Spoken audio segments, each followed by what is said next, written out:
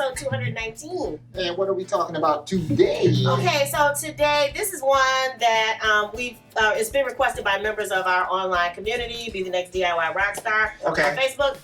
It is how to give better live performances.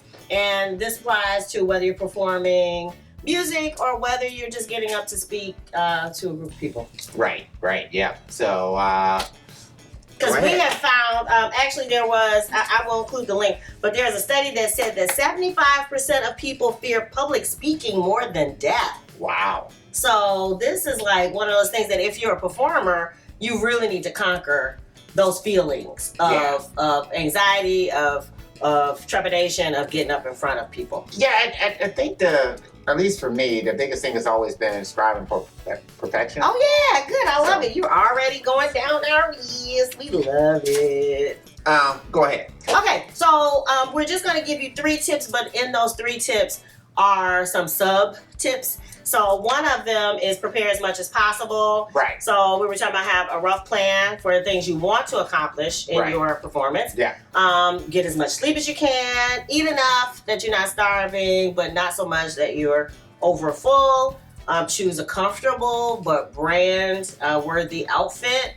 And that's been one of those frustrating things over the years, but you learn what works and what doesn't.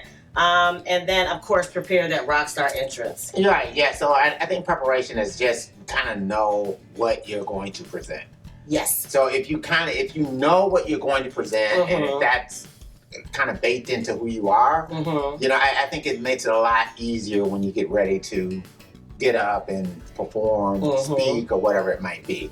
So that then, you know, if you're speaking, maybe you might have an outline that just kind of keeps you on track. Yes. But you're not dependent on the outline to give you the substance of what you're going to talk about, right? Right, because that's your thing, is not to be like have the script, but to have just talking points. Right, because what you don't want to do is just come off that you're reading something. Right, and there's nothing worse. You know, if you're presenting, and then that's the same thing when it comes to, you know, music. So let's just say, even if you're using tracks, you know, I still say you allow yourself a certain amount of leeway with your tracks where, you know, if you don't quite do it the way that you rehearsed it, that you can just kind of still improvise. Yeah. You know, so you should have room even with your tracks where you can kind of improvise. Yeah, I like that. You know, so, yeah, as they always say, Quincy Jones said that, right? Leave room for God to enter the room. So you always want to leave room for inspiration. You always want to I like that. Leave room for the room that you're in to read the room, to have an impact on your performance. I love it. All right, and so part of that, the next thing, the second big tip is to recover quickly. So if you may have to make a mistake, or if you flub a line, whatever it is, or if you mess up a note. So we were talking about that. You can't be perfect, but you can be memorable. And one way not to have to leave a bad memory is if you mess up, to recover quickly. So even if it's as much as starting all over again. Yeah. So I mean, if your bass line is go.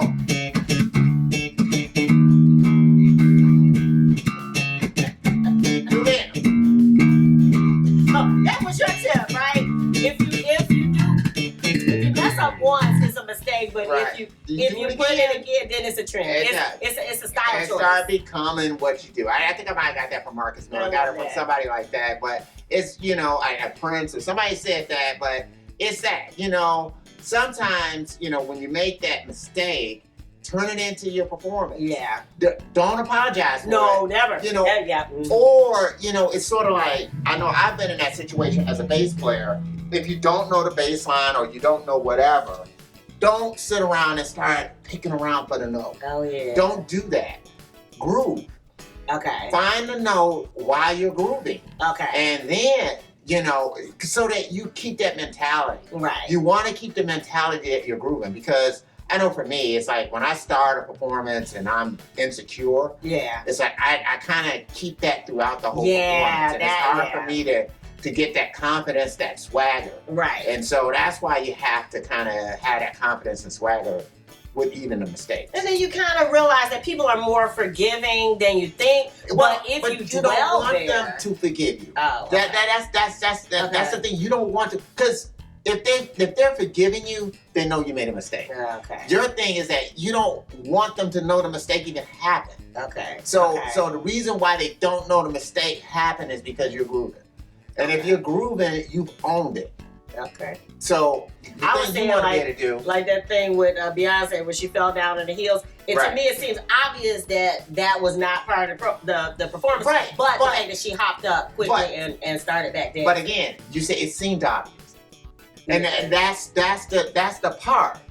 When you get up and you say, "Oh, I'm so sorry, I failed," Right. then it That- obviously yeah. becomes like it's not part of it. Yeah. Whereas it's like, "Oh, she fell," and it's like, "Oh, she jumped back up, she was doing her thing." I think she might have fallen there.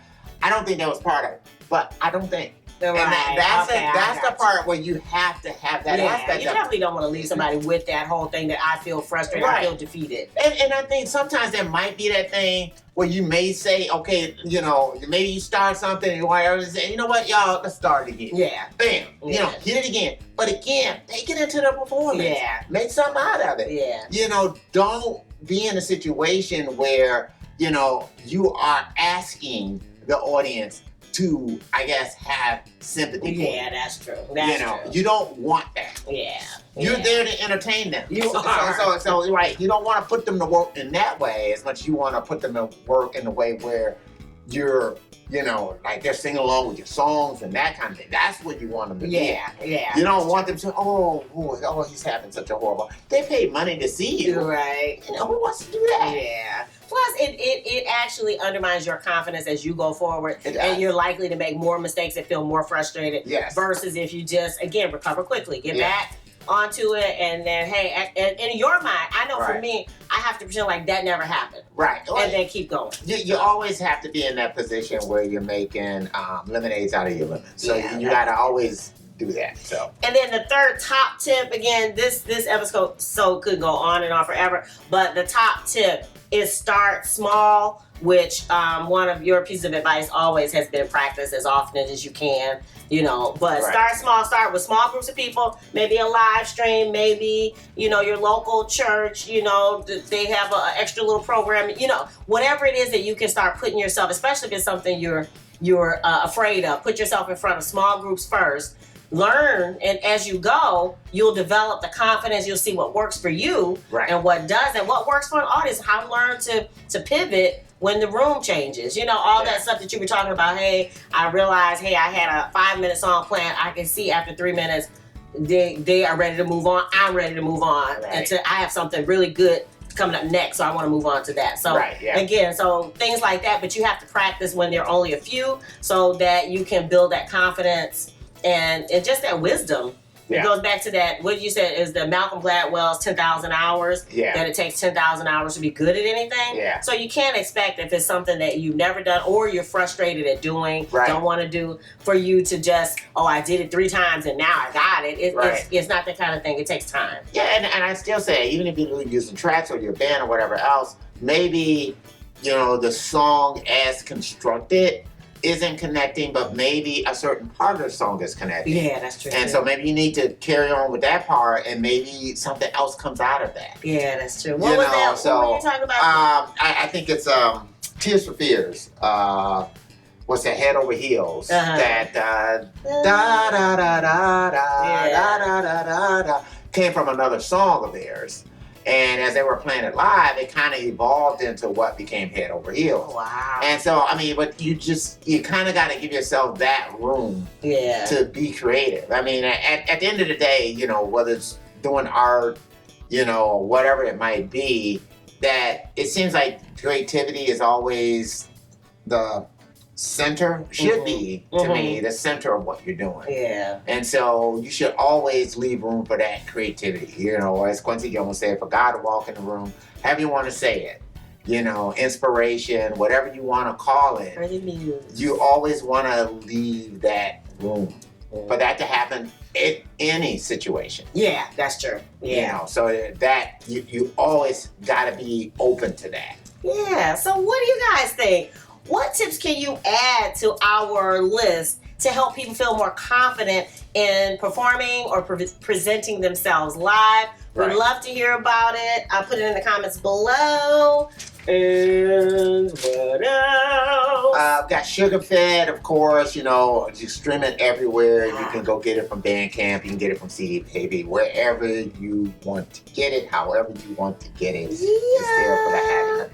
Also, we have South by Southwest is coming up in less than a month. Yeah. So we'll be doing some live streams, some episodes centered around our experience there. It'll be the first time we've been there in 2 years. So we're really excited about it. So we will definitely share our experience with you. Yep. As all do a contrast between kind of how it is in 2022 versus how it was in 2019. Yeah, you know, to see what the differences are. You know, it's gonna be interesting to see if it, because like 2019 was like off the chain. Yeah. Crowded. Nuts. Yeah. And so it's just gonna be interesting to see it coming back, and you know, maybe there's kind of gonna be a little bit of a hybrid of live and streaming, and then not quite sure. Yeah, whether or not we're gonna have to wear masks. That's a big one for me. So we will definitely let you know. If you dig the vibe and you want to be a part of the tribe, be sure to subscribe. We're wishing you love, peace, and chicken grease.